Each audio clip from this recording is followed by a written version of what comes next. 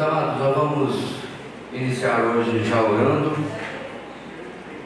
e pedindo a bênção do Senhor sobre a nossa 19ª aula de doutrinas básicas, pneumatologia, e eu tenho o alvo de terminar hoje essa doutrina para que possamos seguir adiante. Então vamos orar, pedindo a bênção do Senhor sobre o nosso tempo com a sua palavra hoje. Deus querido, muito obrigado por estarmos aqui, pela instrução da Tua Palavra, a clareza que ela traz ao nosso dia e à nossa mente, para que possamos caminhar, ó Deus, na carreira cristã como Tu desejas. Dado o Teu Espírito, desse mesmo Espírito, para que nós possamos ser iluminados e entender a exposição da Tua Palavra. É a nossa oração em nome de Jesus. Amém. Muito bem, pessoal, nós paramos aí nos dons alistados na primeira carta de Paulo aos Coríntios, e a partir daí vamos dar sequência. Vamos ler apenas o slide que paramos na semana passada, falando sobre curas e operação de milagres. Os dons de curas eram dons de curas. Acho que tá bom, podia ser dons de cura, whatever. Eram capacidades dadas por Deus a alguns crentes de erradicar doenças com o fim de servi-lo. O uso do plural dons de curar dá margem, aqui em cima devia ser dons de curar, eu escrevi errado, dá margem para formas diferentes de cura, o que pode abranger a lei do milagre e o uso de meios naturais como remédios de cuidado médico. Já o dom de operação de milagres, conforme geralmente é entendido, consistia em realizar maravilhas fora da ordem natural das coisas. Parece certo dizer que o dom de curas, ou dom de curar, em sua expressão natural, era uma categoria mais específica do dom de operação de milagres, que abrangia prodígios num sentido mais geral. Efeitos sobrenaturais foram muito comuns na fase inaugural da igreja primitiva. Tudo isso que nós já vimos, inclusive se os irmãos lembram, eu discutei dessa questão de incluir o meio natural de curar com o dom de curar. Eu não entendo, não vejo nas escrituras que se possa incluir isso, certo? Isso aí você vai para a faculdade de medicina para aprender, ou algo parecido, mas isso você pode dar uma olhada no finalzinho da nossa aula anterior. Seguindo adiante, irmãos, porém, em poucos anos essa fase começou a apresentar indícios de esfriamento. A razão disso é que as curas sobrenaturais e os milagres tinham por objetivo autenticar a mensagem nova que estava sendo pregada, não havendo necessidade dessa autenticação se perpetuar. Por isso, não se vê hoje pessoas com dons de realizar curas ou feitos milagrosos. Isso, contudo, não significa que o Senhor eventualmente não faça obras grandiosas, além da compreensão humana. Antes, significa que quando Deus realiza feitos assim, Ele o faz em resposta à oração dos crentes em geral e não por meio de indivíduos dotados por Ele com capacitações sobrenaturais. Antes de algumas considerações, vamos ler esses textos, irmãos, para ilustrar primeiro sobre essa questão que ele usou a expressão indícios de esfriamento, ou seja, começou a cessar, né, a frequência com que acontece. Filipenses 2, 26 e 27. Pois ele mesmo tem saudade de todos vocês e está angustiado porque ficaram sabendo que ele estava doente. De fato, ficou doente e quase morreu. Mas Deus teve misericórdia dele, não somente dele, mas também de mim, para que eu não tivesse tristeza sobre tristeza. Paulo está falando de Epafrodito, certo? Então, qual é a tese que estamos levantando aqui? Esses próximos versículos apontam situações de enfermidade. Ora, porque simplesmente o apóstolo Paulo não orou dizendo a Epafrodito, para com essa história de doença, isso é coisa do inimigo, acabou, pum. Por que não? Se isso era algo tão absoluto, tão pleno e tão 100% caso para a experiência cristã, algo estava errado, porque não é só essa evidência. 1 Timóteo 5, 23. Ele falando para Timóteo, o próprio apóstolo Paulo, não continue a beber somente água, tome também um pouco de vinho, por causa do seu estômago e das suas frequentes enfermidades. Então, na antiguidade, para problemas de digestão e outros do estômago, do intestino, etc., se recomendava apenas tomar um pouco de vinho, e é exatamente o que Paulo está falando para Timóteo aqui. E 2 Timóteo 4,20, de novo, outro caso. Erasto permaneceu em Corinto, mas deixei Trófimo doente em Mileto. Ele deixou Trófimo doente em Mileto. Novamente, que egoísmo, Paulo. Você tem o dom de cura, por que você não cuidou do rapaz, né? Deixou lá doente, não sabe que a medicina moderna não foi inventada, o risco de vida que ele corria lá. Então, meus irmãos, quando as pessoas querem alegar uma plenitude e continuidade total do dom de cura, você vai para esses textos e precisa perguntar para a pessoa, o que está acontecendo aqui, certo? Algo não está batendo. Então, obviamente, o próprio apóstolo Paulo, que em outras vezes não só curou, mas ressuscitou um jovem, diga-se de passagem, curou da maior doença possível, tá? O Eutico lá da passagem de Atos, não faz isso em nenhuma dessas ocasiões. E detalhe, Timóteo era o chamego de Paulo. Então, se tem alguém que ele se sentiria compelido a curar, seria isso. Então, o dom de cura, meu irmão, meus irmãos, não era um dom X-Men, né? Você faz a hora que quer, certo? Levita, controla o tempo, solta raios pelos olhos. Não. Era algo que vinha debaixo da soberania de Deus para determinados indivíduos e, como você vê, começa a escassear, vamos chamar assim, a sua frequência ao longo do tempo. Bom destacar que isso não tem nada a ver com o nosso Deus. Ele não acabou a bateria, não estava ficando fraquinho, não. Isso é Ele que determinou sobre a vida da igreja com um propósito definido. Marcos 16, 20, para essa parte aqui da nova mensagem sendo pregada e autenticada pelos sinais. Então os discípulos saíram e pregaram por toda parte, e o Senhor cooperava com eles, confirmando-lhes a palavra com os sinais que a acompanhavam. Mesma coisa em Atos 14, 3. Paulo e Barnabé passaram bastante tempo ali, falando corajosamente do Senhor, que confirmava a mensagem de sua graça, realizando sinais e maravilhas pelas mãos deles. Então, num tempo, meus irmãos, onde você simplesmente não podia pegar uma Bíblia dos Gideões e sair distribuindo, por exemplo, né? Onde você não tinha os recursos e alcance que tem hoje, Deus usava, especialmente nessas culturas novas que nunca tinham ouvido falar sobre a fé, inclusive judaica, em grande parte, mas agora especialmente essa nova fé, dele agia dessa maneira para que as pessoas tivessem o coração mais aberto. Ainda 2 textos, 2 Coríntios 12, 12.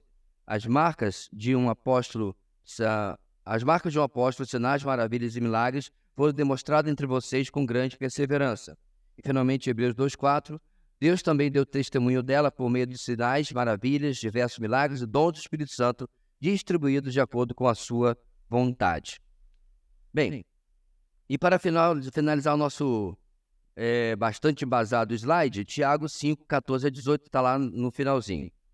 Entre vocês alguém que está doente, que ele mande chamar os presbíteros da igreja para que estes orem sobre eles e o unjam com óleo em nome do Senhor. A oração feita com fé curará o doente, o Senhor o levantará. E se houver cometido pecados, ele será perdoado. Portanto, confessem seus pecados uns aos outros e orem uns pelos outros para serem curados. A oração de um justo é poderosa e eficaz. Elias era humano como nós. Ele orou fervorosamente para que não chovesse, e não choveu sobre a terra durante 3 anos e meio. Orou outra vez, e os céus enviaram chuva, e a terra produziu os seus frutos. Bem, irmãos, bem sabem que eu adoraria passar aqui 1 hora em Tiago 5, né? Não tenho condição, acho que nem 1 hora daria para desembrulhar tudo que está aqui, mas para o nosso ponto principal, que Deus continuava realizando, não através apenas de pessoas que ele dotava sobrenaturalmente, mas ele simplesmente, em resposta à oração, continua fazendo até o dia de hoje. Então, em resumo desse slide, meus irmãos, de novo, os extremos. Enquanto as pessoas ficam alegando categoricamente que Deus dá hoje dons de cura para indivíduos, outros vão afirmar categoricamente que isso absolutamente cessou. O que eu venho falando com vocês? Número 1, você não tem evidência disso aqui, de que Deus continue fazendo isso para com determinados indivíduos. Nem hoje, e detalhe, nem em mais de 1.800 e tantos anos da história da igreja. Tá? Na verdade, mais do que isso, mais de 1.900 anos.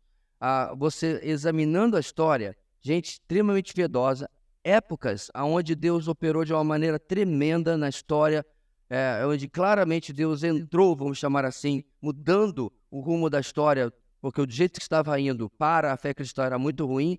Nem nesses momentos você vê uma ênfase exagerada em um dom de cura em cima de uma pessoa ou qualquer um dos que a gente já tratou aqui. Porém, entretanto, todavia, não coloque Deus em uma caixinha, certo? Então, Deus pode fazer, através de um de nós, ou qualquer outro cristão, não só uma cura, mas um sinal sobrenatural. Não só pode, como eu creio totalmente que tem feito. Então, não podemos, meus irmãos, entrar, até só porque alguns exageram, em uma veia de ceticismo e incredulidade, ok? E eu até tenho falado várias vezes que a primeira atitude, a primeira providência diante de uma situação de enfermidade é a oração. É orarmos, é colocar nossa vida diante do Senhor, ok? Vá depois para o pronto-socorro, vá para onde você tiver que ir, sem problema nenhum. Uma coisa não anula a outra. Mas você categorizar ou colocar isso fora daquilo que Deus faz hoje, bem, não é bíblico.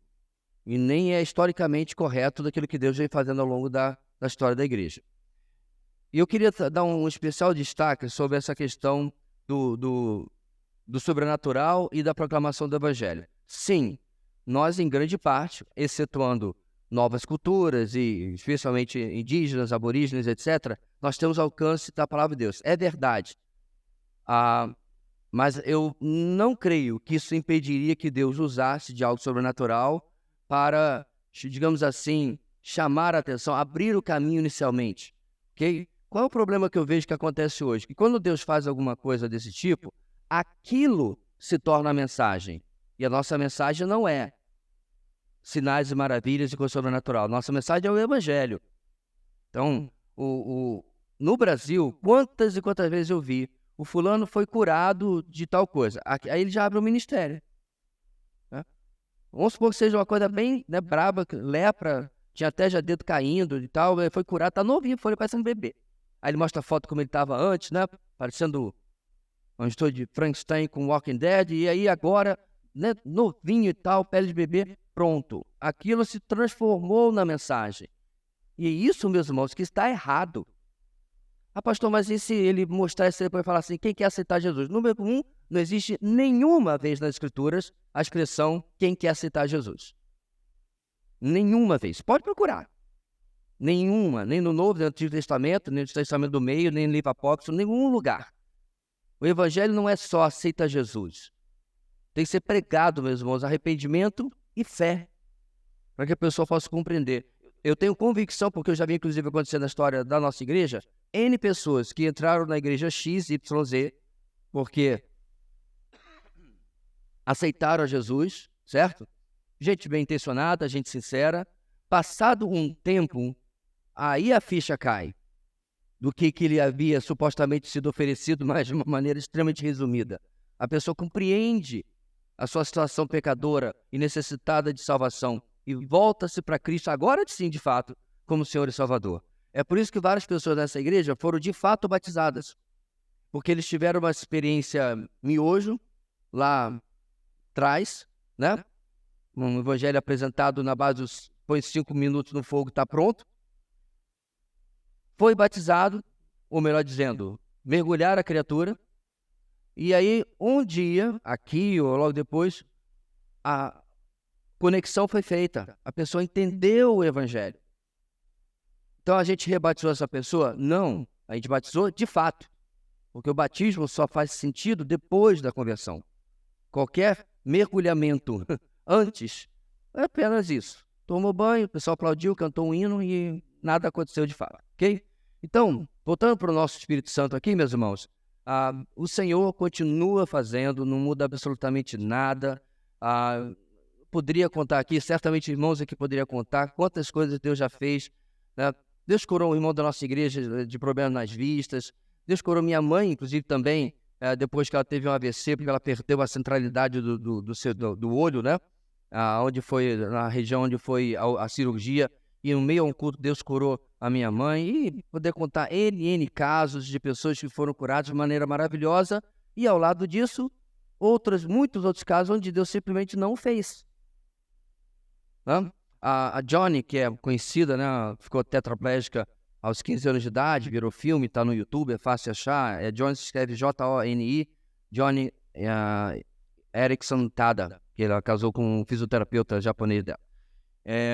Ela conta a sua história de como ela durante muito tempo não apenas ficava tanto revoltada porque Deus curava tanta gente, ela dizia tanta gente, assim, quanta gente realmente era. Mas na cabeça dela, qualquer uma pessoa, menos ela, era muita gente.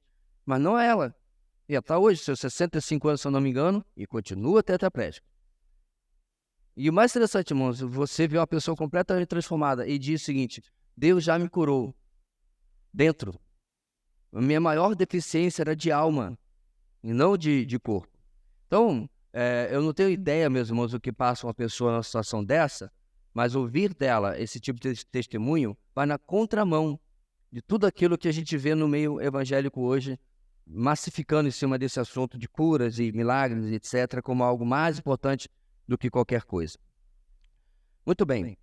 Meu gráfico a seguir mostra que o período de intensa ocorrência de milagres que marcou a igreja primitiva teve a duração de cerca de 30 anos, encerrando-se por volta de 62 depois de Cristo, né? Ano Domini, está AD. Esse período corresponde à primeira geração de cristãos e é a esse tempo que o autor de Hebreus escreveu em 68 AD e faz alusão à sua epístola, Hebreus 2, 3 e 4. Deixa eu ler o texto primeiro. Como escaparemos se negligenciarmos tão grande salvação? Essa salvação, primeiramente anunciada pelo Senhor, foi-nos confirmada pelos que a ouviram. Deus também deu testemunho dela por meio de sinais, maravilhas, diversos milagres e dons do Espírito Santo, distribuídos de acordo com a sua vontade. Então, o autor de Hebreus está argumentando que nesse primeiro momento que recebemos esta mensagem, a salvação que não pode ser negligenciada, Deus agiu desta maneira, confirmando através especialmente dos apóstolos aquilo que vinha fazendo, certo?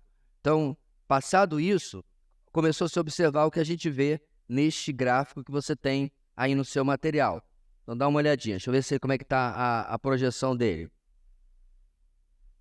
Acho que está bem nítido, né? Mas você também tem ali em cima, ficou um pouquinho escuro. Eu tive um problema com o meu scanner, ele resolveu pifar no meio dessa digitalização e eu tive que fazer por câmera do celular mesmo, por foto. Então, ficou um pouco limitado. Então, vamos lá. Não vou ler esse texto todo, meus irmãos. Você tem no seu material, mas nós temos aqui o gráfico da seguinte maneira. Em cima, intensidade de alusões a milagres no texto do Novo Testamento após a ascensão de Jesus, certo? E aí, lá embaixo, vai passando as décadas do primeiro século. Década de 30, que foi onde Jesus morreu e ressuscitou. Década de 40, 50, 60 e até o ano 90, que é a época que João escreveu o Apocalipse e inclusive morreu, certo? É a morte do último apóstolo. E esse eixo para cima, eixo vertical, a intensidade dos milagres, ok? Então você tem lá em cima, ultra intensa, bem no começo, certo? Baixa para intensa na segunda linha. Há uma retomada por volta do começo da virada para a década de 50, e aí você tem uma mergulhada no início da década de 60, praticamente nada acontece, e aí novamente sobe um pouco no nível médio, né? A faixa do meio, na década de 60, e aí desce novamente a partir da década de 70 e estabiliza até o final do primeiro século, ok? E aí o que a gente vê a partir daí, meus irmãos? Eu não li toda a patrística, seria mentira dizer que eu li tudo que foi produzido pelos pais da igreja. Os irmãos sabem o que é a patrística, sabem que são os chamados os pais da igreja, ou santo padres, né, como se chama tecnicamente. Não, eles não eram católicos, a igreja católica não existia, por mais que elas afirmem categoricamente que existia. Esses são os discípulos dos apóstolos e a geração que veio logo depois deles, ok? Então aí você tem Tertuliano, você tem Irineu, você tem Policarpo. Que detalhe, um ou outro desses falaram umas besteirinhas, deram umas caneladas, né? A bola veio, o cara, você pensou que ele ia matar, assim, aquela bola que veio de 800 metros, ele ia botar no chão, aí ele bateu na canela e foi para a linha lateral. Veio. Eles não eram inerrantes, eles não eram autoridade para nós, mas eles são boas referências de como a igreja pensava. Então eles escreveram cartas, inclusive, que tem o título de aos romanos, né, aos coríntios, porque escreviam para as mesmas igrejas que estão no Novo Testamento e outras ainda. Nessas cartas, meus irmãos, você não encontra esta ênfase em sinais e maravilhas. Não deveria ser eles que mais deveriam defender isso, ou buscar isso? Alguns deles, inclusive, viram mesmo que parcialmente, porque eram muito novos quando começaram a estar sob, digamos, a tutela dos apóstolos, né? Por exemplo, se não me engano foi Tertuliano, que foi discípulo de João. Ele poderia simplesmente dizer, olha, Senhor, dá-me porção dobrada, como deste ao teu servo João, dá uma de Eliseu com Elias, né? Uma coisa assim. Mas você não vê, meus irmãos. Contudo, você verifica narrativas de ações sobrenaturais na vida deles. Como, por exemplo, o martírio de Policarpo. Então, e aí? Como é que você explica o que acontece quando o cabra não consegue queimar o camarada? Não consegue fazê-lo, né, sofrer ou acontecer as coisas que tinham que acontecer. Ou quando os mártires eram atirados, né, e jogados para cima por feras, touros selvagens e tudo mais, e caía no chão, né, e você deve estar pensando assim, como é que esse cara, pastor, era tipo, né, 120 quilos de músculo e tal, vestido de gladiador lá? Não, não. É uma senhorinha de 50 e poucos quilos, idosa, que simplesmente o touro selvagem não conseguia matar. Finalmente matou, mas as inúmeras tentativas, né, enquanto que jogou a primeira vez, o povo na arena fez o quê? Morte aos ateus, porque eles chamavam a gente de ateu, porque nós não acreditávamos no panteão greco-romano, né? Nós éramos os ateus, supostamente. A primeira, a segunda vez, e aí a torcida começou a ficar calada, porque não morria. Meus irmãos, eu nunca levei nem um costãozinho de uma vaquinha. Quanto mais uma chifrada e ser jogado para cima que nem uma boneca de pano por um touro selvagem. Não deve ser fácil, não deve doer pouco e deve quebrar você todinho. Que, aliás, meus irmãos, dentro dos seres vivos, a gente, mesmo do nosso porte, né? A gente é dos mais fraquinhos, né? Eu dei um cachorro, caiu do 8º andar, bateu numa árvore, bateu no fio, se assustou e seguiu correndo pela rua. Para cair você, já pode chamar o rabecão para levar. A gente é fraco fisicamente. Aí uma senhora, acontece isso, e o povo fica, o que está acontecendo? Deus não está dentro de uma caixinha. Sabe qual é o problema do povo evangélico, meus irmãos? Que se Deus fizesse isso hoje, Senhor, eu quero a unção da chifrada do touro. Senhor, dá para mim. Por que só ela? O pessoal vai atrás do que o outro experimentou. E não é assim que funciona. E é aí que está o problema. Ok? Então, como a gente vê, meus irmãos, essa é a evidência bíblica. Você vê, meus irmãos, muito pelo contrário. A ênfase do Novo Testamento, são praticamente duas. Norma teológica e repreensão prática. É o que você pega cada carta. Ele ensina. Essa é a doutrina, entenderam? Sabe por que eu estou falando isso para vocês? Porque vocês não estão vivendo. Olha aqui o que vocês estão vivendo. Paulo usava a teoria, vamos chamar assim, ou o ensino, para repreender a prática ou consertar a prática do que estava acontecendo. Se essa é a ênfase do Novo Testamento, por que eu vou mudar hoje na Igreja do Senhor? Porque nós vamos mudar hoje. É aí que está, meus irmãos, o necessário para o nosso crescimento. Certo? E não em ficar buscando por si só, né, o sobrenatural. Pastor, desse jeito, se Deus fizesse uma coisa maravilhosa na minha vida, eu não ia nem contar para o Senhor. Então você não entendeu nada do que eu falei aqui. Nadinha. E se a sua motivação é querer farol e destaque, não conte mesmo não. Não vai prestar. Não é para isso, meus irmãos, que Deus faz as coisas. Deus faz para a glória dele. Somente. E muitas vezes não precisa realmente, esse é um bom parênteses também, essa obrigatoriedade de ter que contar testemunho para a igreja toda, de preferência para a internet toda, eu também não acho que é algo saudável e não acho que vem de um bom intento de coração. Que é isso que virou também, tem que escrever livro, tem que escrever, tem que fazer não sei o que, tem que virar ministério, caso contrário não prestou, né? Não vejo que seja assim. Esse próximo gráfico, meus irmãos, também está na próxima tabela, melhor dizendo, também está no seu no seu material. Eu não vou ler tudo isso, os textos estão aí, certo? Realmente seria todo o resto do nosso tempo, né? E essa parte aí está falando de algumas situações que aconteceram em Atos, né? Que estão detalhadas lá naquele lá. Bem, o que acontece nesses textos? Seguindo cada linha lá só para a gente ter conhecimento. Cerca de 120 crentes começam a falar em idiomas que nunca tinham aprendido, que é a descida do Espírito Santo. Pedro cura um paralítico de nascença, não tenho nem prata nem ouro, você conhece a passagem. Os apóstolos curam todos os doentes e endemoniados que são levados a eles. Estevão faz grandes sinais entre o povo de Jerusalém.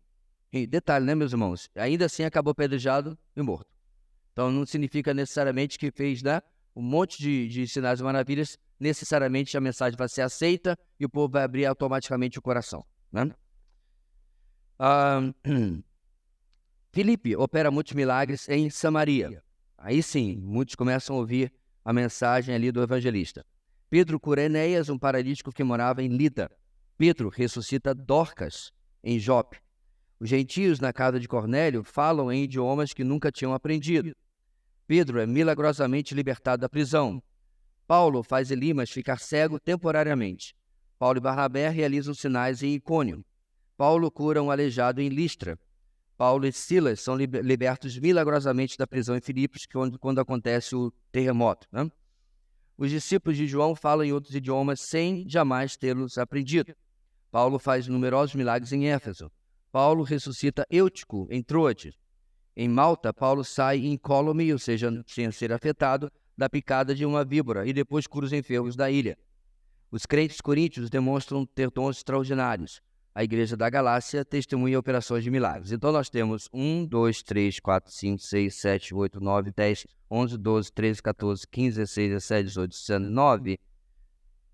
Aliás, excluindo os que não estão em Atos 16, em um livro inteiro que cobre décadas e décadas e décadas. Então, se a ênfase da igreja fosse esta, Lucas teria registrado não apenas o que aconteceu, mas registrado cada um que aconteceu, e isso teria sido colocado como norma nos livros ou nas epístolas apostólicas, certo? Paulo, João e Pedro, especialmente, teria escrito sobre isso e determinado que isso precisava acontecer na igreja. Se porventura não tivesse acontecendo, seria repreendida. Detalhe, em nenhuma das cartas, na nona década, né, na década de 90, em nenhuma das cartas que Jesus escreve às igrejas, em Apocalipse capítulo 12, capítulo 3, é mencionado qualquer recomendação, né, qualquer elogio ou repreensão envolvendo dons extraordinários. Nenhuma igreja é elogiada por dizer, olha, Deus está operando no meio de vocês. Muito bom.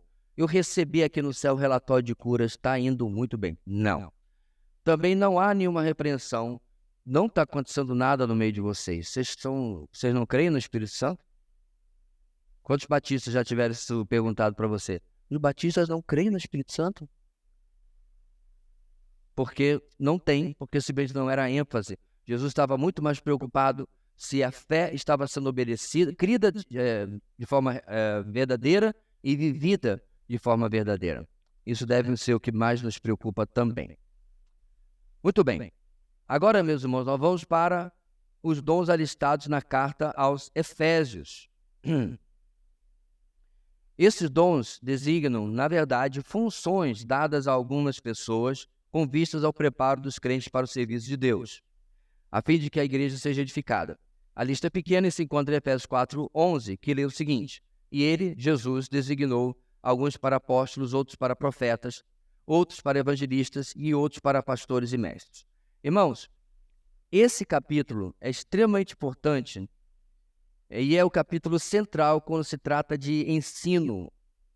Por exemplo, educação cristã, que inclusive é a área que minha esposa é formada. Eu fiz 70%, 80% desse curso no seminário, mas não é minha área de formação. Mas como meu sobrenome era crédito extra, eu vivia puxando tudo que podia e podia pagar também. Então, o versículo principal de educação cristã é o capítulo 4 de Efésios. Porque o objetivo desses homens que estão aqui vai seguir o texto É preparar a igreja para a obra do ministério. Olha que interessante, irmãos. A gente põe na cabeça, pastor, aí está a lista dos ministérios da igreja. Não. Aí está a lista do pessoal que prepara a igreja para fazer o ministério. É esse? Pode ler depois, Efésios capítulo 4, continua. Há 2 objetivos ali no trabalho dessas pessoas, desses homens. É que a igreja execute o ministério e que a igreja não seja imatura. É nesse texto que você vai encontrar a parte que diga para que eles não sejam levados de um vento para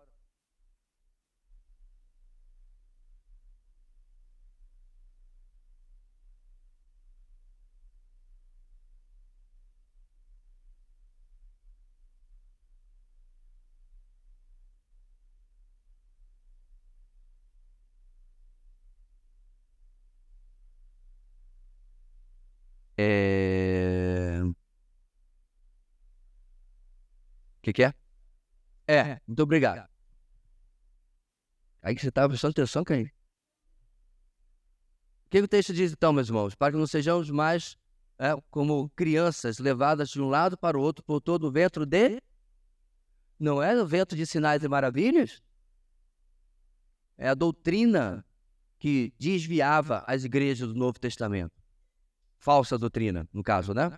Então, a esses homens cabe, como eu falei, treinar a igreja para fazer o ministério, mas treinar para que seja madura. Meus irmãos, não é piada. A quantidade de gente que já trocou de igreja porque viu uma suposta grama mais verde do outro lado, porque não tinha fundamentação doutrinária, é absurda. Eu já compartilhei com os irmãos, como especialmente na virada da década de 80 para 90, sim, eu estava lá, acho que você faça a piada, as igrejas eram literalmente uma membresia flutuante. Você encontrava com a irmã, e a irmã, tudo bem, como é que tá lá na igreja, tal. Não, pastor, não era pastor. Ô, irmão, você não estou mais lá, eu estou na igreja. Aí passa um ano, você encontra com a irmã, e aí, minha irmã, como é que tá a obra? Não. Era um pinga-pinga, um muda-muda, que não tinha nada a ver com geografia. Certo, irmãos? Eu morava num bairro que, se pegasse da ponta até a outra, acho que você cobria em 30 minutos, talvez. Mesmo que tenha 600 mil habitantes no bairro. Mas uma ponta ou 30 minutos. Então, congregar aqui 30 minutos que seja, para congregar lá no final da Ilha do Governador, pouco importa. Mas não era por causa de geografia que mudava, não.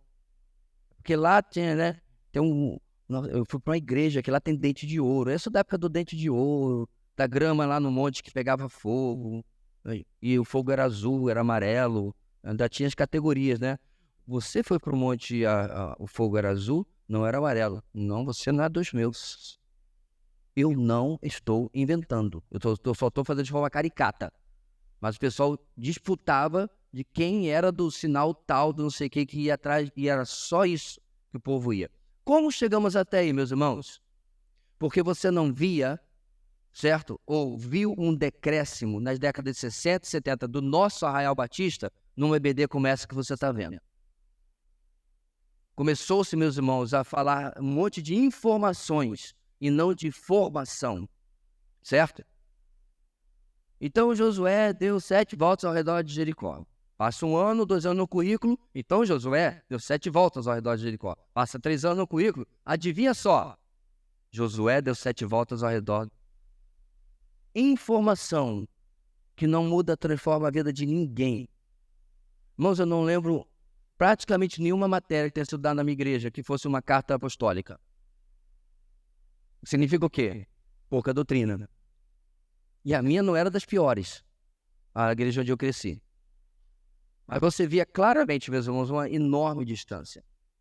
Eu via isso, queridos, porque chega um ponto, ou se você está treinando, né, para uma categoria, para fazer alguma coisa, um esporte e tal, e o treinador diz assim, eu já lhe passei tudo que eu posso fazer, posso ensinar. Aí você vai atrás de outro treinador, certo? No meu caso, eram os livros de internet. Eu não era nem pensado, se eu não me engano, era apenas coisa de cientista. Então, eram os livros. E o que me chamava a atenção, meus irmãos, como que eu posso encontrar tanta coisa nos livros e nunca ter ouvido na minha igreja? Como é que eu posso aprender sobre escatologia? E foi aonde eu aprendi nos livros. E na minha igreja era só, Jesus vai voltar, graças a Deus, Maranata. Como? Então, o papel, meus irmãos, desses era instruir a igreja e continua sendo. Como? O texto diz claramente, vamos lá, que você tem algumas categorias. E vamos tratar delas, da continuidade ou não dessas exatas categorias. Apóstolo. Num sentido geral, o apóstolo era simplesmente um missionário pioneiro ou um mensageiro. Nesse sentido, Barnabé e Tiago, por exemplo, foram chamados de apóstolos. Então você tem os textos aí de Atos 14, que diz, ouvindo isso, os apóstolos Barnabé e Paulo, ou seja, Barnabé sendo incluído aí, rasgaram as vestes e correram para o meio da multidão. E Gálatas 1,19, onde Paulo fala, não vi nenhum dos outros apóstolos, a não ser Tiago, irmão do Senhor. Então você vê que nesse sentido mais geral, apóstolo, cuja palavra significa apenas enviado, era estendido àqueles que tinham um papel desbravador, pioneiro no meio da igreja, ok? Num sentido técnico, porém, esse termo tinha abrangência bastante limitada, designando apenas aqueles que viram o Senhor ressurreto e foram investidos diretamente por ele na função apostólica. É o que se fala em Atos 1:22. Portanto, é necessário que escolhamos um dos homens que estiveram conosco durante todo o tempo que o Senhor Jesus viveu entre nós, desde o batismo de João até o dia em que Jesus foi elevado dentre nós às alturas. É preciso que um deles seja conosco testemunha da sua ressurreição. Então, deixa eu ler o resto do coisa, irmãos, porque eu quero fazer uma consideração sobre esse sentido geral e esse sentido técnico. Bem, recebendo também da parte de Deus revelações doutrinárias especiais que servem como fundamento teológico para a igreja de todas as épocas. Nesse sentido estrito, os apóstolos só existiram no século I e foram apenas 12. No capítulo 8, a doutrina seca da igreja, há um quadro que mostra como o apóstolo, no sentido técnico, pode ser identificado. É claro que a gente vai ver isso só mais para frente. Efésios 2:20 diz o seguinte, irmãos: edificados sobre o fundamento dos apóstolos e dos profetas, tendo Jesus Cristo como pedra angular. Então a igreja se baseia em cima disso, sobre o fundamento que os apóstolos e profetas nos deram no primeiro século. Não tem novidade, não tem doutrina 2.0, não tem Bíblia, ano 2024, vai sair agora o novo volume, não tem nada para ser atualizado. Como a gente já falou tantas vezes, né, o autor do material é o autor dessa frase, doutrina velha é que faz igreja boa, né? Você ouviu isso cantando na voz do Sérgio Reis, não foi? Trocou a letra lá da música. Vamos lá. Não tem problema não, o importante é decorar. Efésios 3, 4, 5. Ao lerem isso, vocês poderão entender a minha compreensão do mistério de Cristo. Esse mistério não foi dado a conhecer aos homens de outras gerações, mas agora foi revelado pelo Espírito a quem, irmãos? Aos santos apóstolos e profetas de Deus. E, finalmente, por que temos só 12? Atos 21:12, 14, não, Apocalipse 21:14. O muro da cidade tinha 12 fundamentos, e neles estavam os nomes dos 12 apóstolos do Cordeiro. Então, considerações sobre o apostolado antes da gente ir embora, meus irmãos. Apesar do sentido geral, certo? Que não se refere aos apóstolos com letra maiúscula, não faz sentido usar esse termo hoje pela seguinte questão. O pioneirismo do cristianismo ainda existe, mas não nesse sentido do primeiro século. Ok? Segundo argumento, tá? Você não encontra na história da igreja, por exemplo, por que Tertuliano e Policarpo não se chamaram apóstolos? Inclusive foram discipulados por apóstolos. Por que eles não se identificaram dessa maneira? Ninguém na história da igreja, a não ser esse pessoal, né, meia boca, mequetrefe dos últimos 10, 20 anos, começou com essa história. E por que começam isso, meus irmãos? Quando você vê, e aí desculpe se eu sou um pouco preconceituoso, quando você vê um camarada que não é conhecido pela profundidade bíblica, não é conhecido pelo material teológico que tem produzido, não é conhecido por pregar de verdade, com ou sem resultado, ninguém está falando aqui se tem igreja com 10 ou com 300 mil pessoas. Quando você vê um camarada que não prega com profundidade, se chama apóstolo, eu confesso, meus irmãos, e a minha parcialidade, se o Dr. Shedd chegasse, eu cheguei à conclusão, que é na altura da minha vida cristã, né? E com certeza ele ia dizer porque o texto tal e argumentar como ele sempre faria, eu creio que a partir de agora eu já posso ser chamado de apóstolo Dr. Shedd. Nunca falou. Muito pelo contrário, irmãos, isso que mais me impressiona. os que mais a gente reconheceria. Inclusive, não apenas pela carreira teológica, mas pela carreira missionária. Você não vê o Hudson Taylor se chamando de apóstolo, você vê o William Carey se chamando de apóstolo. Não é verdade? Aqueles que você mais diria, esse aí você pode colocar o AP na frente do nome dele. Eles ficariam ultrajados se você fizesse isso. Mas há mais evidência do que apenas isso. O fato é que isso era para a fundação da igreja. Por isso que está nessa ordem no texto de Efésios 4:11. E no texto de Efésios 2:20 também. Eles são o fundamento. Nós já estamos, meus irmãos, com a igreja edificada. Certo? Já estão botando até reforma, literalmente. Então não tem mais que estabelecer fundamento, não tem mais papel de apóstolo para isso. Outra coisa que eu quero destacar, a questão dos 12. Irmãos, só no céu a gente vai resolver isso. Já me perguntaram uma meia dúzia de vezes, pastor, só acredita que os 12 era realmente Matias? Matias não foi uma escolha humana? E aí, o certo é o que Jesus fez depois e chamou o apóstolo Paulo, ele que devia completar os 12?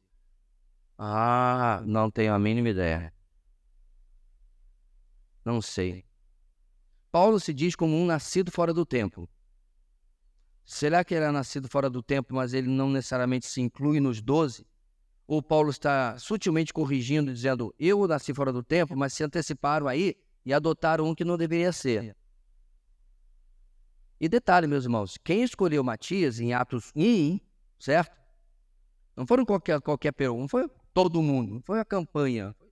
Foram os apóstolos, os 11, né? Os que sobraram, que supostamente tinham revelação, mistério, sobrenatural, etc. Aí vem um contra-argumento. Mas foi antes de Atos 2, o Espírito não havia sido dado. Então, resumo da ópera. A gente vai ficar correndo atrás do rabo que nem um cachorro sem conseguir resolver isso. Não vai pagar a dívida externa e eu continuo com a minha resposta. Eu não sei. Pode ser que os 12 sejam contados com Paulo?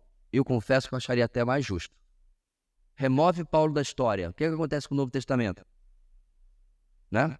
Claro, Deus usaria outra pessoa, eu sei. Estou dizendo apenas que não tem como a gente não reconhecer o valor que esse homem teve. Tá? O pastor Hernandes Dias Lopes tem uma mensagem muito boa, que na verdade é uma mensagem biográfica, onde ele pega um apanhado do estudo do apóstolo Paulo e da biografia dele. É mais uma palestra, mas ok, tudo bem, não é uma mensagem positiva, mas é uma mensagem maravilhosa. Paulo, o maior apóstolo que já existiu. Coloque esse título, Conferência Fiel, você vai encontrar essa mensagem fácil na internet. Dá um apanhado, mesmo, da importância desse homem. Agora, se ele vai ser incluído entre os 12 ou não, eu não sei. Converse sobre isso durante um cafezinho, a gente vai para o nosso intervalo, a gente volta em 5 minutos.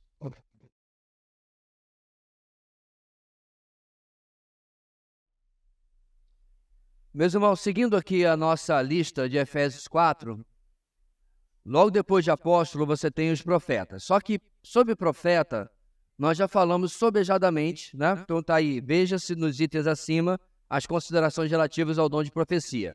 Já falamos bastante sobre isso, não seria simplesmente passar de novo por tudo aquilo que a gente já falou, né? Vamos lá. O próximo dom/função aí é evangelista. É alguém que proclama as boas novas, né? Obviamente, está dentro do termo evangelista. Nos tempos do Novo Testamento, designava especialmente missionários itinerantes que iam de cidade em cidade anunciando a mensagem de Cristo. Para corroborar isso, irmãos, alô, papatango, amém, meus irmãos? Vire para o seu irmão do lado e diga, vamos sentar. Para corroborar isso, irmãos, olha os textos de Atos ali, que nós vamos ler logo depois de encerrar esse slide que diz, embora o termo também seja aplicado a indivíduos que tinham um ministério fixo num determinado lugar. Então vamos falar primeiro dos itinerantes. Textos de Atos capítulo 8, versículo 5. Indo Filipe para uma cidade de Samaria, ali lhes anunciava a Cristo. Versículo 26. O anjo do Senhor disse a Filipe, vá para o sul, para a estrada deserta que desce de Jerusalém a Gaza. Então, nesse intervalo, o que acontece em Samaria? Os apóstolos sobem de Jerusalém porque Samaria era um povo nem judeu nem gentio, né? Bem, na prática era gentio, mas porque era um povo misturado, e eles ficaram surpresos deles receberem o evangelho, porque na cabeça ainda do pessoal, o evangelho era só para os judeus, né? Por incrível que pareça, não entenderam boa parte do que Jesus havia falado.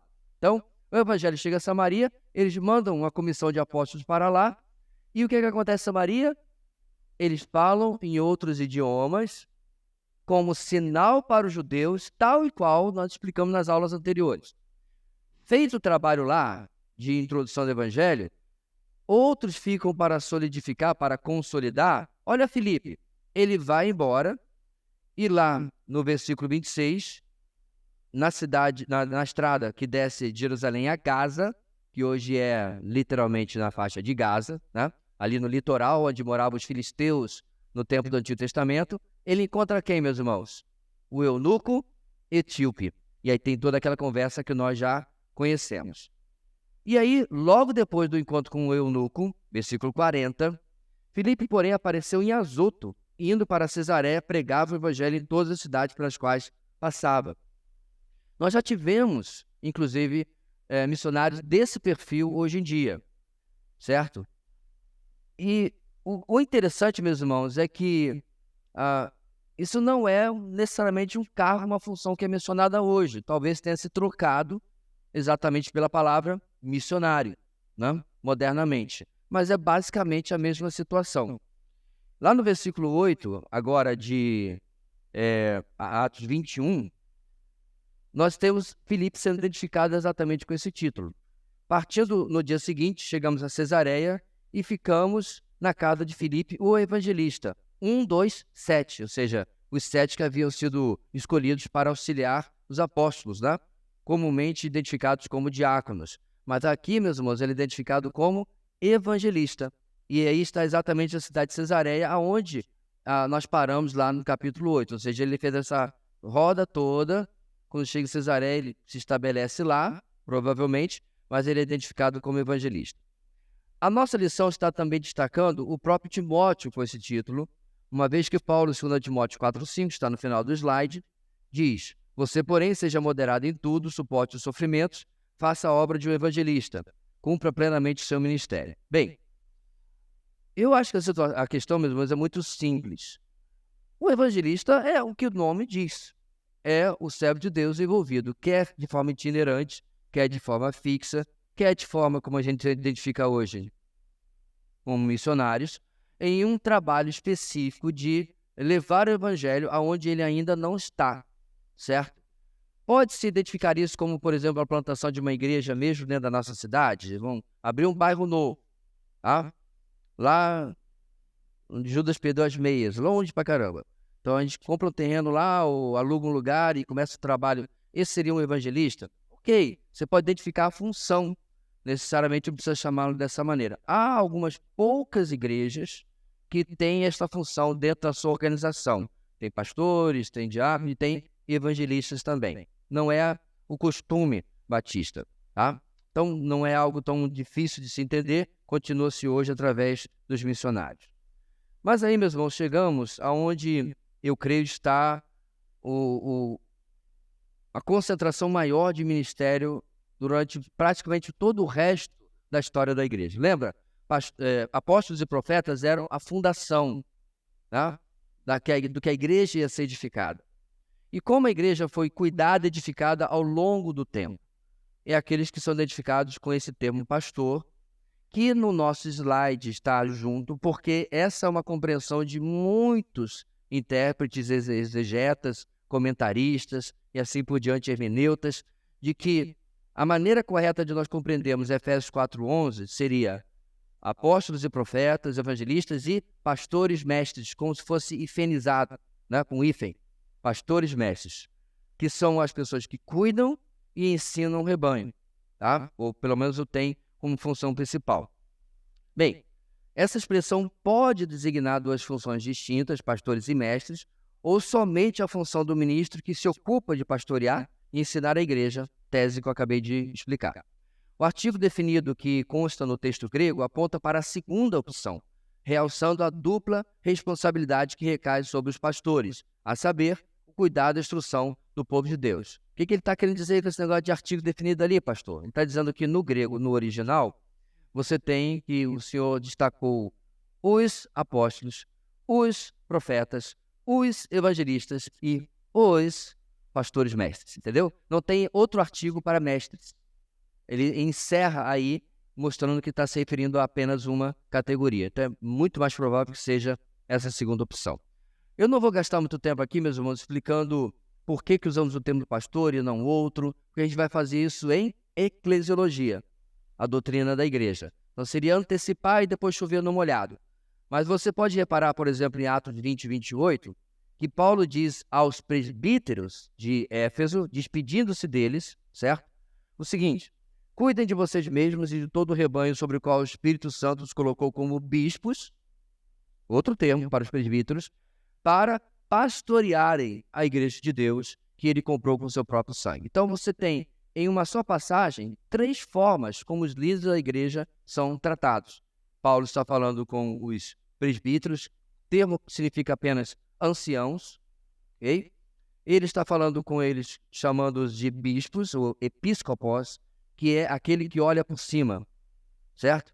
Epi, cima, ou por cima, o copos, de onde vem periscópio, toda essa coisa, aquele que olha por cima. Não é porque olha as pessoas por cima não, meus irmãos, é porque supervisiona, tá? É como aquela águia-zona que fica por cima, cuidando das coisas e tal. Ou, se você quiser uma versão mais moderna, o drone, que fica lá e tal, olhando de forma panorâmica o que está acontecendo na igreja. Porém, ao mesmo tempo, ele não fica lá em cima, porque é aquele que desce, próximo termo, e vai no 1 a 1 ou em pequenas porções pastorear os indivíduos. Então, eu estou meio que dando spoiler lá de eclesiologia, mas cada um dos termos que nós temos no Novo Testamento para essa função são intercambiáveis e você pode aplicar para formas diferentes que a liderança deve atuar. Significa o quê, meus irmãos? Que usar bispo para uma hierarquia não é neotestamentalmente correto. Esses não eram responsáveis por uma cidade inteira, né? Era só o pessoal, os líderes de Éfeso, da igreja, uma igrejazinha só. E eles são chamados de bispos. Erroneamente, ao meu ver, ao longo do tempo, quando em cada cidade, né? Você tem aqui Boa Vista, nós éramos a única igreja, início da era cristã. Aí começou a ter 20 igrejas que foram plantadas e tal. Essa igreja escolhia uma pessoa que era o bispo daquela cidade. Isso não tem eco no Novo Testamento. E aí, para complicar ainda mais, a igreja romana cria outras divisões, né? Cardeal, ou não.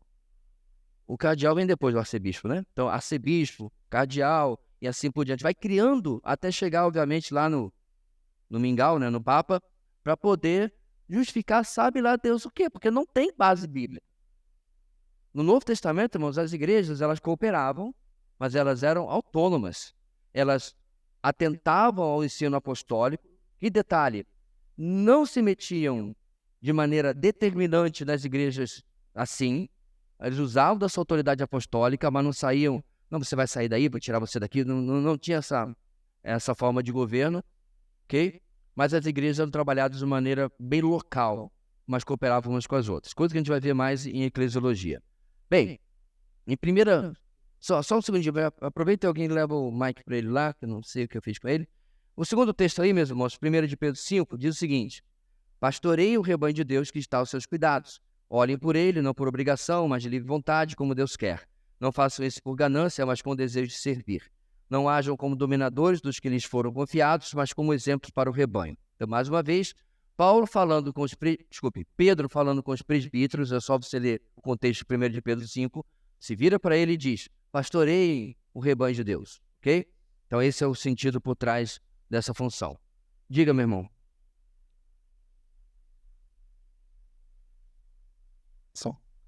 Em relação ao pastor e mestre, 2 Timóteo, ou 1 Timóteo 5,17 fala: os presbíteros que lideram bem a igreja são dignos de dupla honra, especialmente aquele cujo trabalho é a pregação e o ensino. Eu não lembro muito bem o contexto, mas aqui ele fala do sustento dos presbíteros, mas ele coloca tipo aqueles pastores que se dedicam ao ensino da palavra como se estivesse no patamar a mais.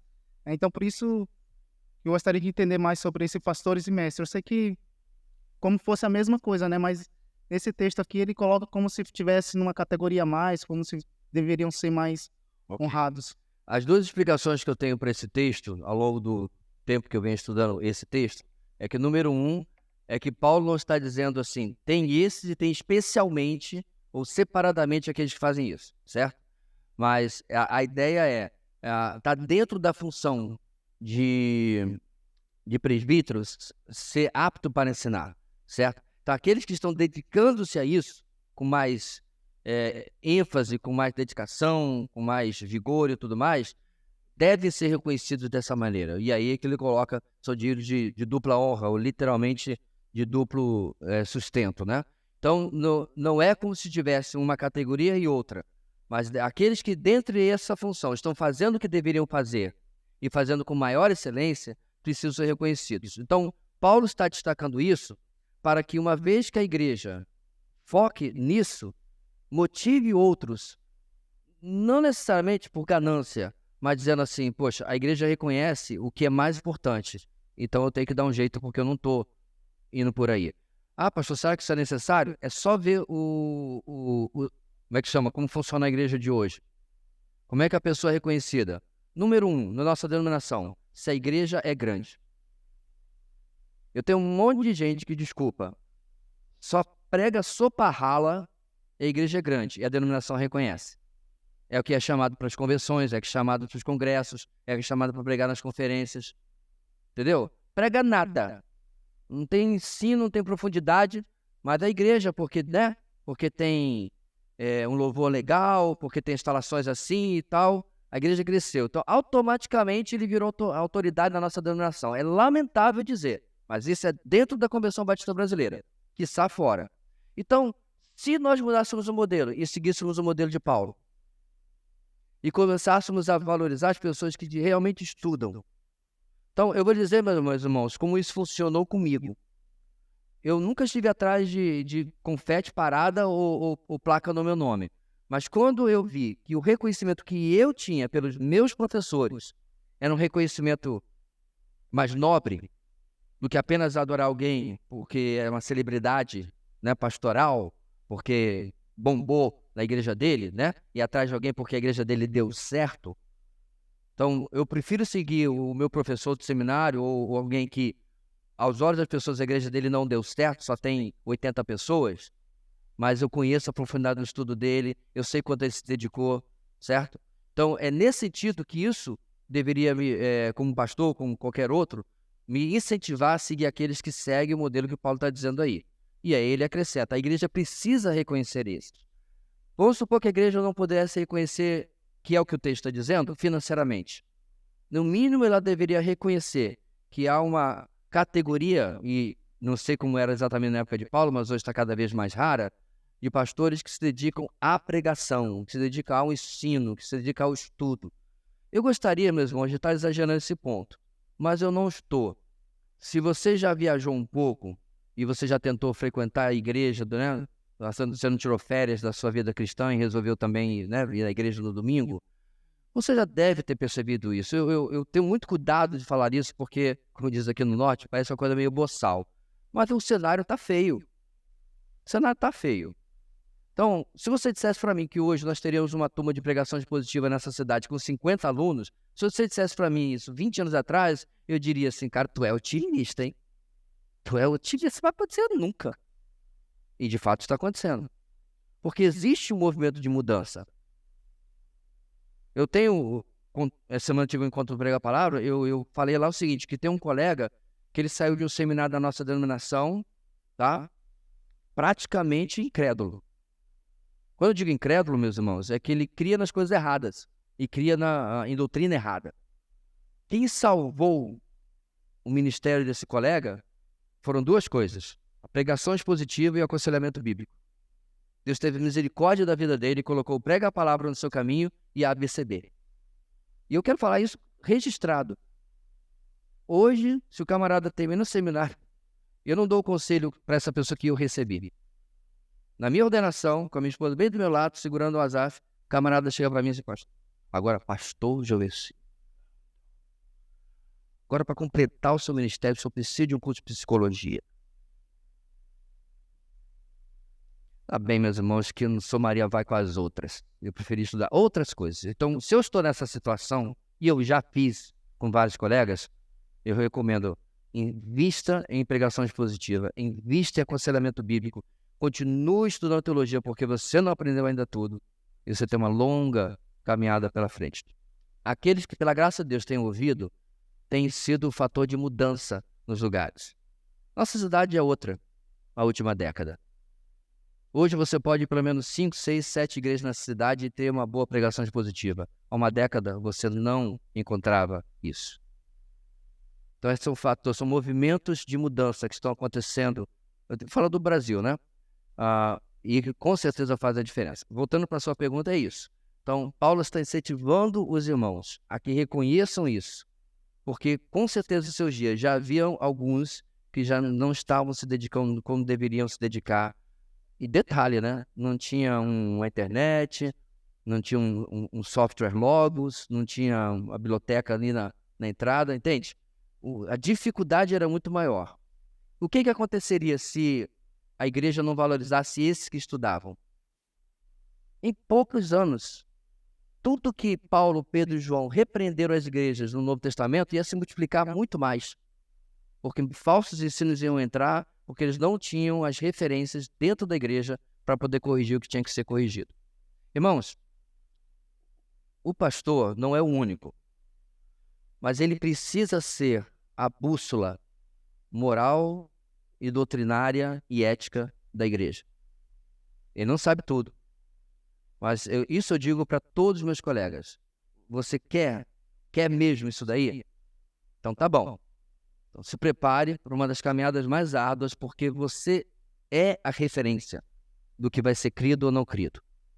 Então, todo mundo tem que crer igual ao pastor? Depende. Se você está falando das doutrinas centrais da fé cristã, você não tem que crer igual ao pastor, você tem que crer igual à Bíblia.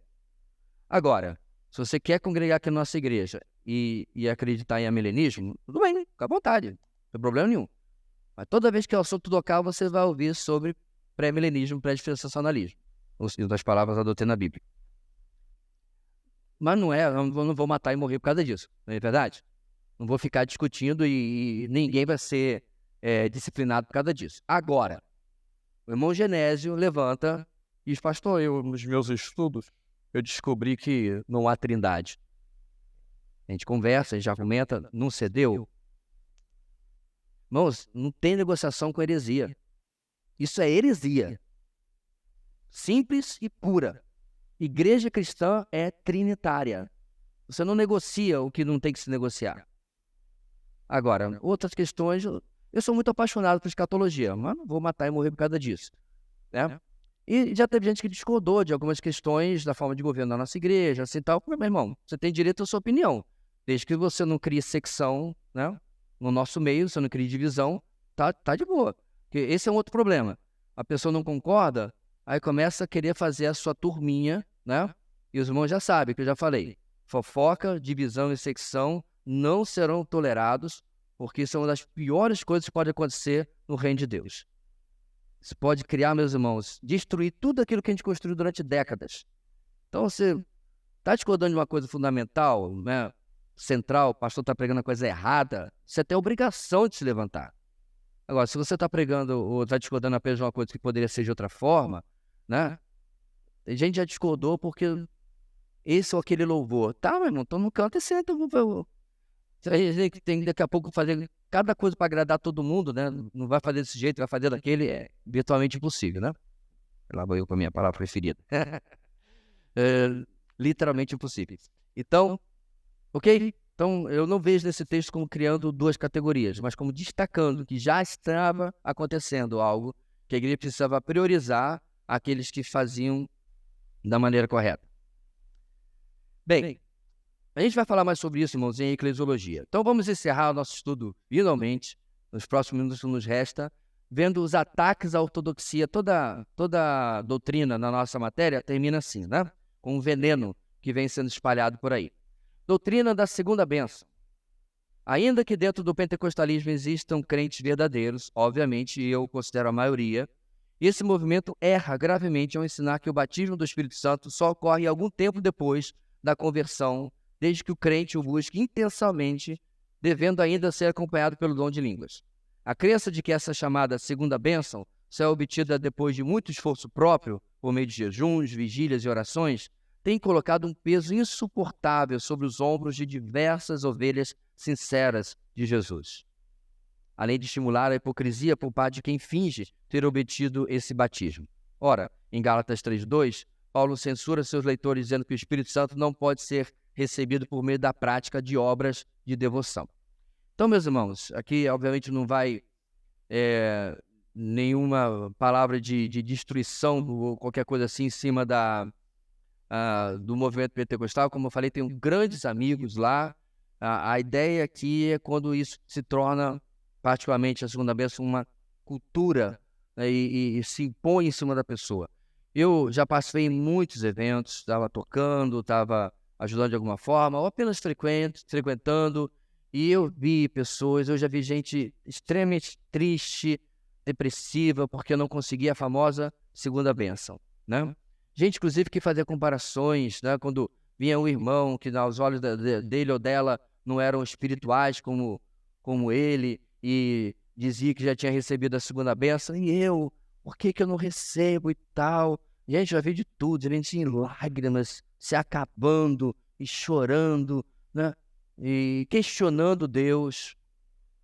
Bem, é peso que você coloca sobre a vida da pessoa, porque você ensina que ela tem que buscar aquilo e tem que fazer por onde, o que inclusive anula a questão da graça de Deus. É interessante, meus irmãos, que a palavra dom, charismata, em grego, vem de charis, graça, ou charis, se você preferia a pronúncia portuguesada, né? Se dom, que inclusive está na palavra, né? Dom, presente, doação, está junto com a palavra graça, o que eu tenho que fazer por onde? Não faz nem sentido. Deveria ser algo que o Senhor daria por sua soberana e graciosa vontade, e não porque eu fiz por onde, certo? Então, isso é algo bem perigoso. Ainda falando sobre esse tema, nós vamos falar agora sobre o que é o continuismo. Para que os irmãos aprendam que há um nome para aquilo que se dá. Vamos lá. Os continuistas defendem a continuidade do apostolado ou dos chamados dons espetaculares, tais como profecias, línguas, curas e milagres. Os que defendem a visão oposta são chamados de cessacionistas. São, na maioria, pentecostais, mas é possível encontrar continuistas em todas as denominações evangélicas. Seus argumentos se ancoram, obviamente, nas passagens bíblicas que tratam desses dons, e em especial no relato de experiências que afirmam ter tido ou testemunhado. E, contudo, precisamente no campo da experiência que a fragilidade do continuismo se mostra mais evidente. Isso porque, numa busca honesta, demonstrará que não é possível encontrar hoje nenhuma igreja onde os dons espetaculares estejam em vigor nos termos descritos no Novo Testamento. Então, de novo, irmãos, extremos. O que o continuista extremo, né?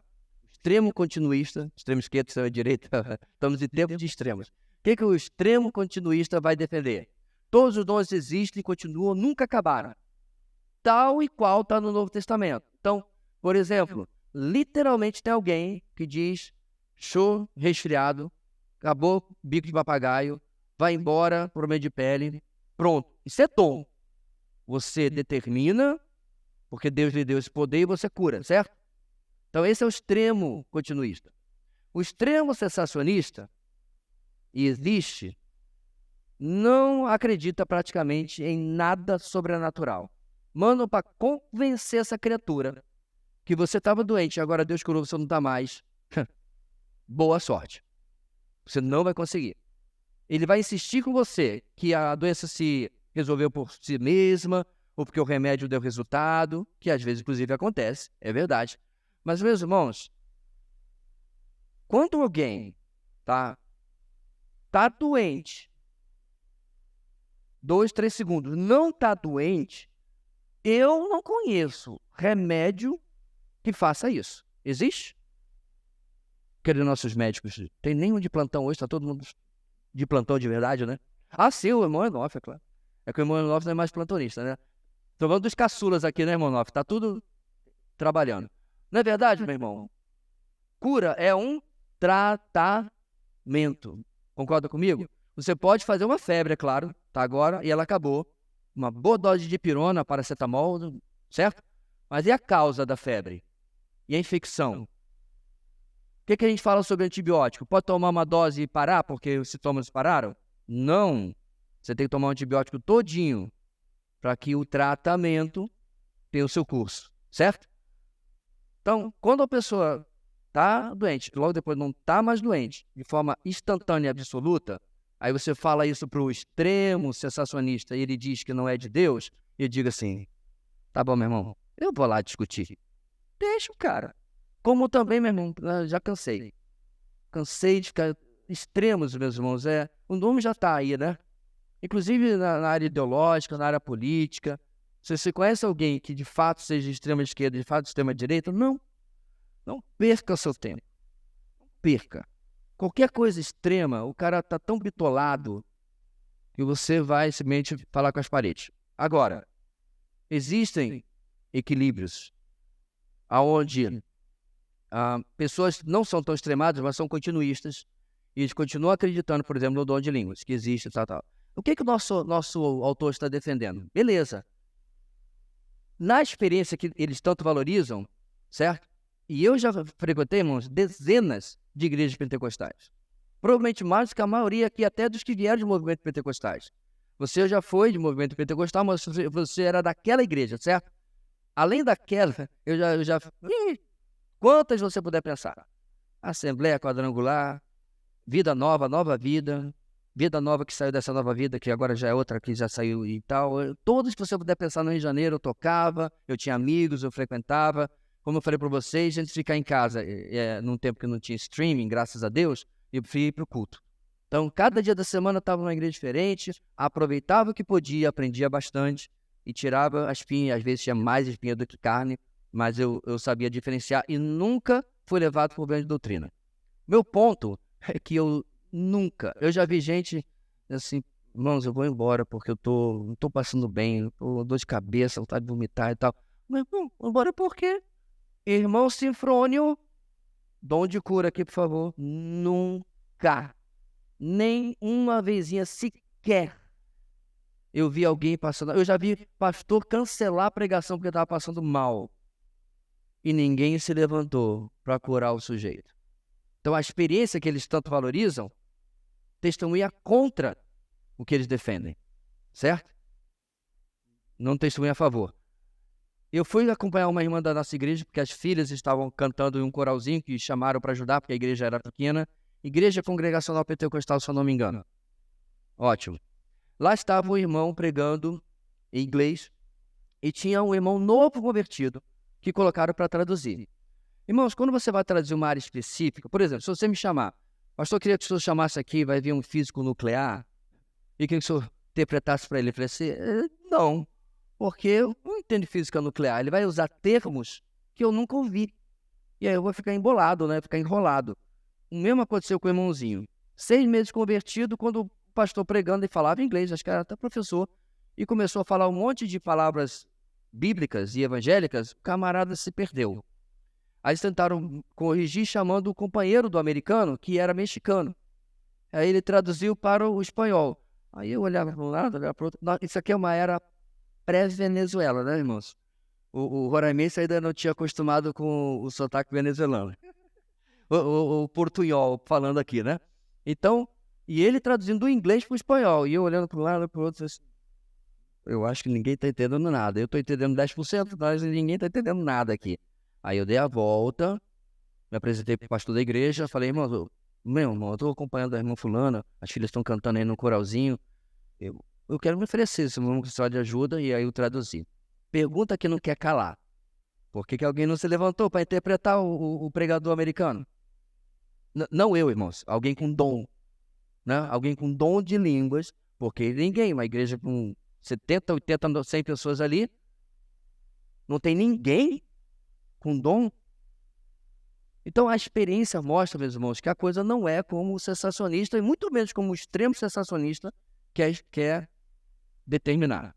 Agora vamos bater do outro lado? O extremo a gente já falou, que não adianta bater nele porque ele é meio lesão, então vai ficar aí, acho que é, né, dono de toda a verdade. Mas o equilibrado é aquela que eu falei, meus irmãos, da experiência que eu contei do pastor Frederico Orr, que a minha esposa até estava me corrigindo um pouquinho a narrativa, porque é tantos anos já, irmãos, que as coisas ficam meio nuveadas. A essência do que eu falei foi daquele jeito mesmo. Mas o que aconteceu foi o seguinte, quando o pastor Frederico Orr estava indo para a aldeia, a esposa dele morreu no trajeto. Não tem asa de socorro na época para ajudar. Tem nada. E ele já estava indo, né? Aí eu pergunto, né, meus irmãos? Só nisso, quantos de nós daria meia volta para enterrar sua esposa na civilização e voltaria para o seu país? Quantos de nós ele seguiu para o campo, enterrou a sua esposa na aldeia e ele ia fazer sozinho o culto fúnebre em inglês, que é o que ele falava, e a aldeia entendeu? É essa a história que eu estava tentando. Aqui estão duas histórias. A que eu contei também aconteceu. É que eu só troquei o personagem principal porque embolou na minha cabeça, mas minha esposa estava me corrigindo. E essa história, meus irmãos, no Amazonas, todo mundo da denominação que é da antiga, pelo menos, conhece. Aí, o que não é bitolado, apesar dele ser cessacionista, de cessar, ele vai ouvir e vai dizer assim, eu acho que Deus pode fazer isso sim, com certeza. Amém. Então, eu estou aqui, meus irmãos, né, abraçado com o continuista que não quer ser chato, nem o sensacionista que quer ser chato, e discordando de uma coisa, de outra deles e tal. Mas como nós falamos de todo esse estudo, Deus não é sua marionete, Deus não vai ser colocado numa caixa. O que ele tiver que fazer, ele tem que fazer. David Brainerd, que teve uma vida muito curta, não? Foi quase genro de Jonathan Edwards, ele tem N experiências de ter sido picado por cobras. Os índios estavam todos escondidos assim, vendo aquele, né, branquelo ali no meio e tal, com roupas europeias ali, e ele buscava alcançar os indígenas americanos, e ele é picado por uma cobra, e os índios esperando ele morrer, e ele não morre. Aí a pergunta que não quer calar, cadê a minha jararacuçu quando eu preciso dela? Preciso aqui na igreja vir para frente pregar com uma cobra envolvida no meu pescoço, porque Marcos 16 diz, não, Deus faz quando Ele quer. Quer ver só? Alguém aqui conhece alguém que foi picado, crente, que foi picado por cobra e morreu? Eu conheço. Conhece, André? Não. E aí, faltou fé? Faltou dom? Ou Deus não pode ser colocado numa caixinha nem para fazer, nem para deixar de fazer as coisas? Ok? Porque essa morte na mão de um extremo continuista, vai chamar o cara até de incrédulo. Faltou fé, porque são, de novo, os extremados, né, das posições, ok? Então, o continuismo são esses termos aí. Quando alguém lhe perguntar na lata assim, você é continuista ou sensacionista? Aí você fala assim para ele. Bem, claro, se você assim o crê. Para os continuistas, eu sou sensacionista demais. E para os sensacionistas, eu sou continuista demais.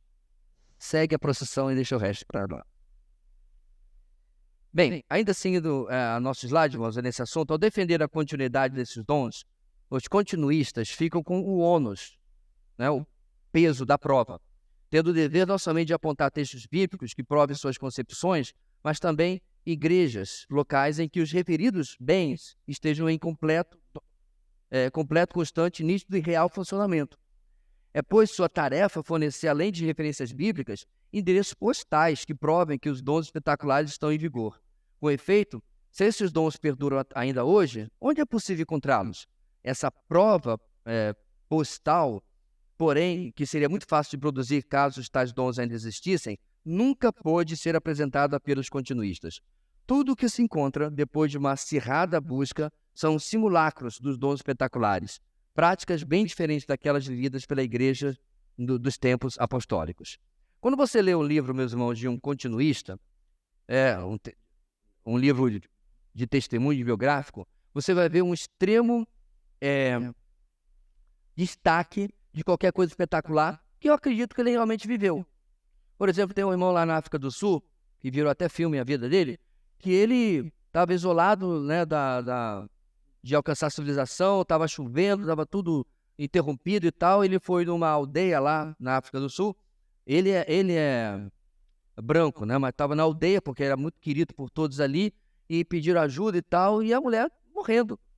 E segundo o relato dele, e eu não vou dizer nem que é verdade nem que é mentira, a mulher de fato faleceu e mãe de filhos, todo mundo amando a mulher na aldeia. Ele ora pela mulher e ela volta à vida. Aí é meu ponto, meus irmãos. Deus fez, aleluia, glória a Deus, amém. Agora o problema é que tudo mais agora se gira em torno daquilo ali, do que o que ele fez, certo? Aí a grande pergunta, quantas outras pessoas ele ressuscitou desde lá, que já faz mais de 20 anos? Nenhuma. Então, Deus agiu de maneira pontual em uma circunstância e não como regra, exatamente como a gente tem visto nesse estudo. Porque o que a gente está combatendo, meus irmãos, que é o que o continuista e o continuista extremo vai defender, é que não se preocupe, vai acontecer em toda a igreja. E aí o nosso slide está dizendo, beleza, qual o CEP dessa igreja? Onde é que ela está? Não tem. Um pastor. Eu congreguei na igreja pentecostal, que tinha um irmão, e ele orou, e uma pessoa foi curada. Aí, 10 anos depois, ele orou por outra pessoa e ela também foi curada. Mas esse é o meu ponto. Se ele tivesse o dom de cura, o SUS estava vazio. Manda esse irmão para a HGR. Esse é o meu ponto, que é o que o slide está dizendo, meus irmãos. Orar por alguém, ela ser curada e passar um temporal também, minha avó também, N testemunhos. Meu tio foi curado de câncer, minha avó que estava por trás na oração, um monte de gente. E detalhe, as duas, a avó paterna também, era conhecida por orar pelas pessoas e Deus responder. Mas de novo, irmãos, não é a coisa, não é poder mutante, não é X-Men. Essa é a divisão, separação que a gente está fazendo aqui, ok? Acho que vamos conseguir chegar até o final, porque esse é o último slide. Testemunhas de Jeová. Ou como eu chamo carinhosamente, testemunhas de enjoar. Descobri na minha casa de novo, irmãos. Eu saí da lista negra. Estava um tempão sem bater lá, umas semanas atrás. Ou alguém esqueceu de avisar a irmã que eu estou na lista negra, né? Porque eles sumiram durante o tempão. Porque o pessoal chegava lá e era evangelizado, aí eles riscaram minha casa no Google Maps, dizendo aqui não. Bem, o que eles falam, irmão, sobre o Espírito Santo? É uma força impessoal, rejeitando sua personalidade e divindade. Na verdade, essa seita designa o Espírito como a força ativa de Deus e chega a usar essa expressão para traduzir Gênesis 1:2. Por quê? Porque eles adulteram as Escrituras. Tá? As testemunhas de Jeová, ao negarem a divindade do Espírito, se assemelham aos pneumatomaquianos, oponentes do Espírito, ou macedonianos, nome originado do bispo macedônio de Constantinopla, do século IV, que diziam que o Espírito Santo não tinha substância divina, sendo apenas uma criatura do Filho. Então, o ataque ao Espírito Santo não é novidade, algo que já aconteceu, né, há 1.500 anos atrás e que foi retomada há 100 e poucos anos atrás. Tal e qual outras seitas, irmãos, eu mencionei isso na aula passada, os testemunhos de Jeová estão dentro daquela passagem. Saíram do nosso meio, mas não eram dos nossos. Eles eram, né, toda igreja congregacional, batista, presbiteriano, e um foram chamando o outro exatamente pela falta de firmeza doutrinária. Nós já vimos no estudo aqui, bem no começo, como que o Espírito se entristece, como o Espírito, você pode mentir para o Espírito, tá? O que você está fazendo? Eu estou mentindo para a eletricidade, a força da eletricidade. Não tem. Você não pode mentir para a força da gravidade, você não pode entristecer a força da gravidade. Então, se ela é só uma força ativa de Deus, como é que você mente? Como é que você pode entristecer ou qualquer outra coisa pessoal com ela? Contra-argumento que com certeza eles fazem é uma figura de linguagem. Quando diz que você mentiu para o Espírito, é porque de fato você mentiu para Deus. Quando diz que de fato você está entristecendo o Espírito, é que de fato você está entristecendo a Deus. Isso não faz sentido com todo da Bíblia. Se assim o é, porque essa força ativa, que é o próprio Deus, no pensamento deles, não apenas a uma outra pessoa, né, do único Deus, porque ela está incluída, por exemplo, na saudação tríplice, em nome do Pai, do Filho e do Espírito Santo. Que nós já vimos no nosso estudo que coloca, irmãos, as pessoas da Trindade, nesse sentido, em igualdade, sendo igualmente Deus, igualmente venerável, igualmente adorável, louvável e tudo mais que você puder colocar, que se aplica, se faz para um, se faz para o outro. Eu gosto muito de músicas que são trinitarianas, como, por exemplo, Bem-vindo, que nós cantamos aqui, né? Não é do Vencedor exatamente, mas é desse pessoal que girava todos os vencedores na época, né? É de um disco chamado Adoração Comunitária, da década de 90. O que a música faz? Tu és bem-vindo ao nosso meio, Deus bendito. Segunda estrofe, tu és bem-vindo ao nosso meio, Cristo Filho de Davi. Terceira estrofe, Santo Espírito de amor.